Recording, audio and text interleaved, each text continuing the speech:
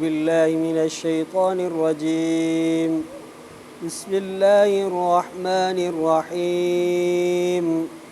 وإذ قتلتم نفسا فادارأتم فيها والله مخرج ما كنتم تكتمون فقلنا اضربوه ببعضها كذلك يحيي الله الموتى ويريكم آياته لعلكم تعقلون ثم قست قلوبكم من بعد ذلك فهي كالحجارة أو أشد قسوة وإن من الحجارة لما يتفجر منه الأنهار وإن منها لما يشقق فيخرج منه الماء وإن منها لما يهبط من خشية الله وما الله بغافل عما تعملون أفتطمعون أن يؤمنوا لكم وقد كان فريق منهم يسمعون كلام الله ثم يحرفونه من بعد ما عقلوا وهم يعلمون وإذا لقوا الذين آمنوا قالوا آمنا وإذا خلا بعضهم إلى بعض قالوا أتحدثونهم بما فتح الله عليكم ليحاجوكم به عند ربكم أفلا تعقلون أولا يعلمون أن الله يعلم ما يسرون وما يعلنون ومنهم أميون لا يعلمون الكتاب إلا أماني وإن هم إلا يظنون فويل للذين يكتبون الكتاب بأيديهم ثم يقولون هذا من عند الله ليشتروا به ثمنا قليلا فويل لهم مما كتبت أيديهم وويل لهم مما يكسبون وقالوا لن تمسنا النار إلا أياما معدودة قل اتخذتم عند الله عهدا فلن يخلف الله عهده أم تقولون على الله ما لا تعلمون بلى من كسب سيئة وأحاطت به خطيئته فأولئك أصحاب النار هم فيها خالدون والذين آمنوا وعملوا الصالحات أولئك أصحاب الجنة هم فيها خالدون صدق الله العظيم. जहाँ वक्त क़त्ल कयो तव्हां हिकिड़े नफ़्स खे हिकिड़े इंसान खे हिकिड़े माण्हू खे पोइ झगड़ो कयो पिया तव्हां इन्ही जे बारे में अल्लाह ताला कढंदड़ ज़ाहिर कंदड़ आहे जंहिं शइ खे लिकायो पिया तव्हां पोइ चयोसीं असां त हणो तव्हां इन्ही जो कुझु हिसो उन जे कुझु हिस्से खे अहिड़ी तरह ज़िंदा फ़रमाईंदो अल्लाह ताला मुअलनि खे ऐं ॾेखारे थो तव्हांखे पंहिंजूं निशानियूं मन न मन सम्झो तव्हां अकुलु रखो तव्हां पोइ कटिजी चुकियूं आहिनि दिलियूं तव्हां जूं इन्हीअ खां पोइ इहे मिसाल आहिनि पथर जे या वधीक सख़्तु कटिजण जे एतबार सां बेशक कुझु पथरनि खां जो फुटी निकिरनि था इन्हनि खां चश्मा ऐं कुझु पथरनि मां अहिड़ा पथर आहिनि जो फाटी था पवनि पोइ निकिरे थो इन्हनि मां पाणी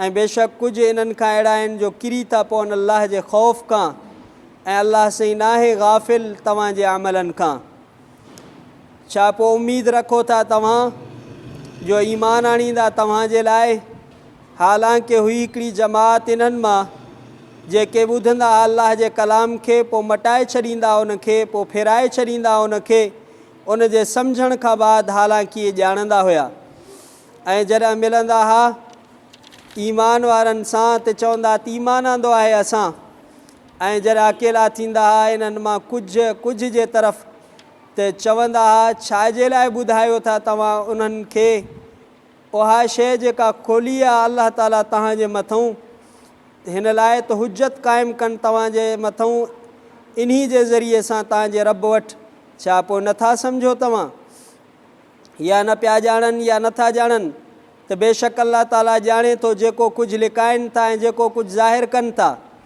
इन्हनि मां कुझु अणपढ़ आहिनि जेके नथा ॼाणनि किताब खे मगर सधूं ऐं इहे गुमान कनि था नथा कनि मगर गुमान पोइ हलाकत आहे उन्हनि माण्हुनि जे लाइ जेके लिखनि था किताब पंहिंजे हथनि सां, पोइ चवनि था त हीअ अलाह जे तरफ़ां आहे, ताकी ख़रीद कनि इन्हनि जे ज़रिए सां थोरनि पैसनि खे। पोइ हलाकत आहे अहिड़नि माण्हुनि जे लाइ उन्हनि जे करे जो लिखियो इन्हनि जे हथनि, ऐं तबाही आहे, हलाकत आहे इन्हनि जे लाइ उन शइ खां जो कमायूं। ऐं चयूं त हरगिज़ न छूंदी असांखे बाह मगर चंद ॾींहुं, चंद ॻणियल ॾींहुं। चओ त छा मुआइदो कयो आहे तव्हां अलाह वटि? पोइ हरगिज़ न मुखालिफ़त कंदो अलाह पंहिंजे मुआइदे जी, या चओ था तव्हां अलाह ताला ते अहिड़ी शइ जो नथा ॼाणो। हाओ, जा माण्हू गुनाह कमाया, ग़लतियूं कमायूं ऐं उनखे उन जूं ग़लतियूं वेड़हे वियूं, पोइ इहे आहिनि जहन्नम वारा, हमेशह इन में रहंदा। जिन माण्हुनि ईमान आंदो ऐं अमल कयूं साले, पोइ इहे आहिनि जन्नत वारा, हमेशह इन में रहंदा।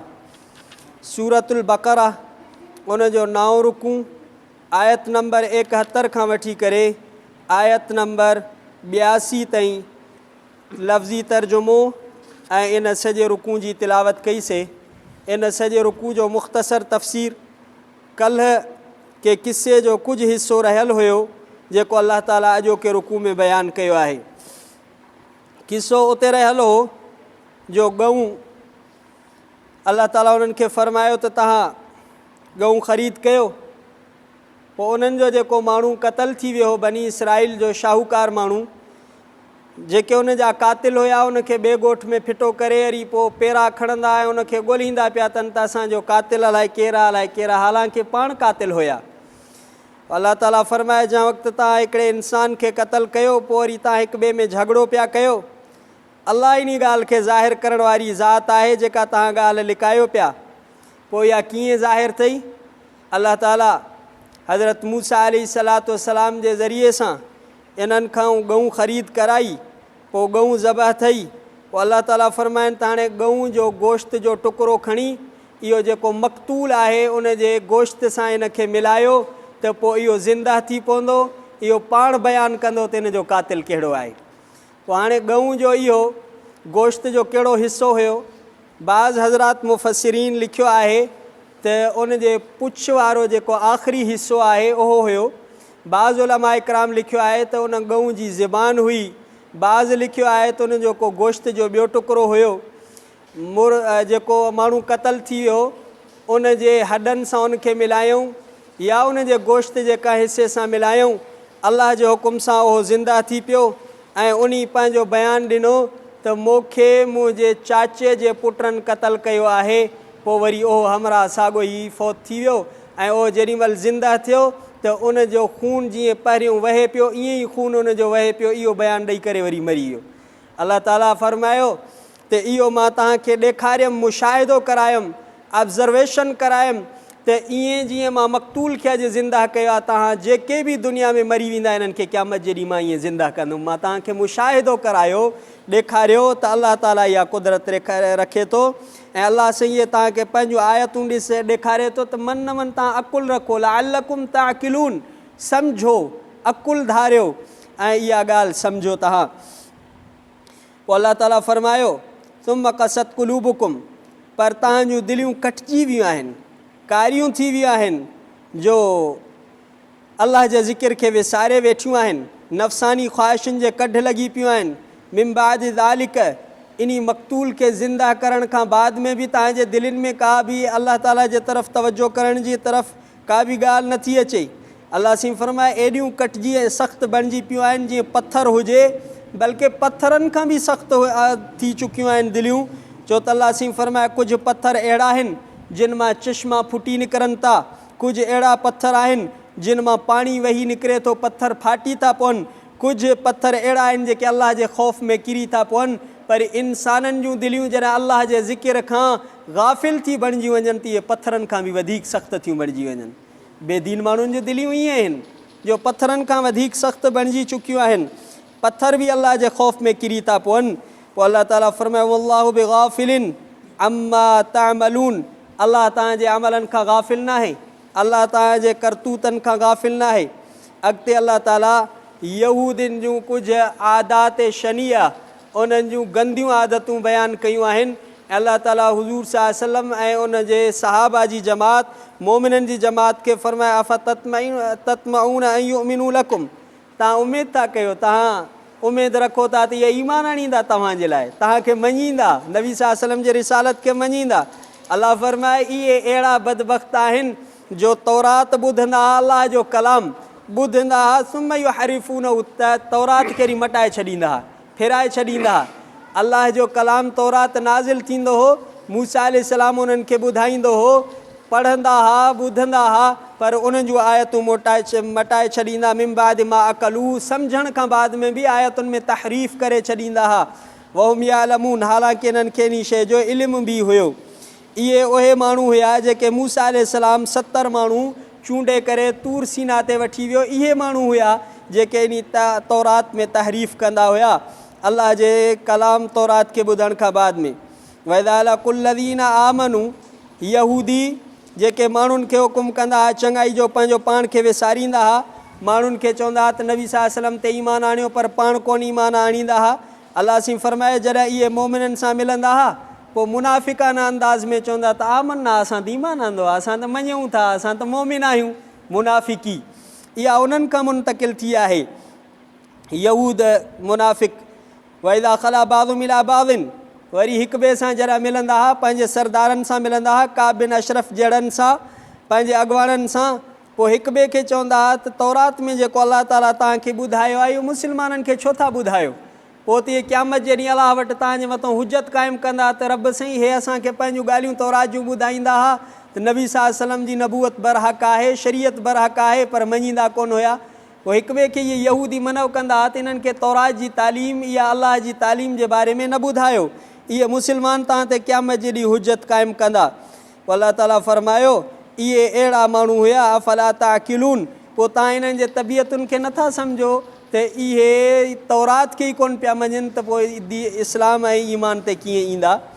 अवला यालमून अन्नल्लाह यालम मा युसिरून व मा युअलिनून, अलाह सी फ़रमाए इन्हनि बेवकूफ़नि खे इहा ख़बर कोन्हे त अलाह खे ॻुझ जो बि इल्मु आहे, अलाह खे लिकल शयुनि जो बि इल्मु आहे, ज़ाहिर शयुनि जो बि इल्मु आहे, जो अहिड़े क़िस्म जूं ठगियूं कंदा हुआ। ॿिया वरी अलाह ताला फ़रमाए कुझु यहूदी अहिड़ा हुया, इहे जेके पढ़ियल लिखियल हुया, इहे जेके अख़बार यहूद हुया, जेके यहूदियुनि जा आलिम हुया, उन्हनि जूं इहे आदतूं हुयूं। ॿिया वरी अणपढ़ियल जेके यहूदी हुआ, उन्हनि जूं आदतूं कहिड़ियूं हुयूं, इला अमानिया, सधूं। जीअं हाणे माण्हू चवंदा आहिनि बख़्शींदड़ बख़्शींदो, ढकींदड़ ढकींदो, अमल कुझु बि न, ईमान बि कुझु बि न, आमाल सालिहा बि कुझु बि न। इहे जेके अणपढ़िया यहूदी हूंदा हुआ, पोइ ईअं चवंदा हुआ, इन्हनि खे जेको आहे अख़बार यहूदी इहो सेखारियो हो, इहे सधुनि ते हलंदा हुआ, तमन्नाउनि ते हलंदा हुआ। त पोइ हाणे असां वटि जीअं हिकिड़ी ॻाल्हि मशहूरु आहे त दुनिया उमेदुनि ते क़ाइमु आहे, करिणो कुझु बि कोन्हे, बाक़ी दुनिया उमेदुनि ते क़ाइमु आहे। कमाइण जे लाइ उमेदूं न आहिनि, ओॾे महिनत आहे, बाक़ी अमल सालेह जे लाइ दुनिया उमेदुनि ते क़ाइमु आहे। इहा यहूदियुनि में इहा आदत हूंदी हुई, सधुनि ते हलंदा हुआ। या वरी चवंदा हुआ त बाबा ला यदखुलल जन्नत इल्ला मन कान हूदन व नसारा, जन्नत में या यहूदी वेंदो या नसारो वेंदो, उन्हनि जूं सधूं ऐं उमीदूं इहे हूंदियूं। या टियों इहो चवंदा लन तमसन नारो इल्ला अय्याम मादूदा, असांखे चंद ॾींहुं बाह वठंदी, जेके असांजे वॾनि 40 ॾींहं गाबे जी इबादत कई, बसि ओतिरा ॾींहं बाह वठंदी, वधीक थोरी असांखे बाह लॻंदी। अलाह ताला फ़रमाए इनहुम इल्ला यज़ुन्नून, इहे इन्हनि जा बातिल ख़्याल आहिनि, इहे इन्हनि जूं बातिल सोचूं आहिनि। फ़वैलुल लहुम, इन्हनि जे लाइ तबाही आहे, इन्हनि जे लाइ बर्बादी आहे। वैल छा आहे, जहन्नम में हिकिड़े वादी आहे। हदीस पाक में ईंदो आहे जेकॾहिं इन में जबल हलाया वञनि त जबल ई उन जे गर्मी खां ऐं उन जे बाह खां ॻरी वञनि, एॾी जेका आहे तपश वारी वादी आहे। इहा वादी आहे उन्हनि माण्हुनि जे लाइ वयल आहे जेके किताब खे लिखनि था पंहिंजे हथनि सां, पोइ चवनि था अलाह जे तरफ़ां आहे। यहूदियुनि जा आलिम, यहूदियुनि जा अख़बार ईअं कंदा हुआ, माण्हुनि खां रुश्वत वठण जे लाइ, पैसे कमाइण जे लाइ ग़लति पंहिंजे हथरादू शयूं लिखी करे पोइ वरी उन्हनि खे चवंदा हिते अलाह लिखियो आहे। हाणे बि अहिड़ा खोड़ जेके बातिल आलिम हुजनि, अलाह जे क़ुरान जी ग़लति तशरीह कनि, अलाह जे अहकामनि जी ग़लति तशरीह करे माण्हुनि खे राज़ी करण जे लाइ, रुश्वत वठण जे लाइ, पैसे कमाइण जे लाइ, पैसे खाइण जे लाइ, अलाह ताला फ़रमाए अहिड़नि माण्हुनि जे लाइ वयल आहे।